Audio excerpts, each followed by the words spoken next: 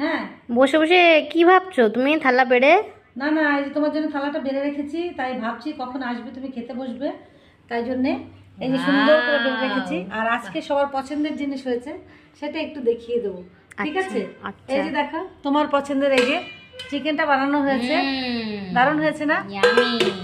আর এই যে তোমার বাবার পছন্দের মাছ ভাজা, ঠিক আছে, মাছ ভাজা হয়েছে।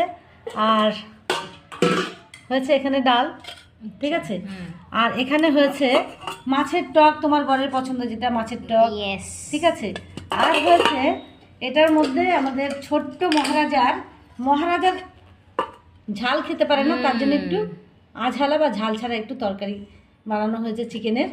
আর আজকে লাস্টে আছে লেবু লঙ্কা পেঁয়াজ, আর তার সাথে আছে আজকে ভাতটা কুকারে হয়েছে, কেন কি সময় একদমই কম ছিল, সেই জন্য আমি আজকে কুকারে ভাতটা বানিয়েছি।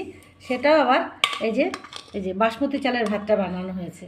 তো বন্ধুরা চলে এসো, সবাইকে অনেক অনেক ভালোবাসা, অনেক অনেক শুভকামনা।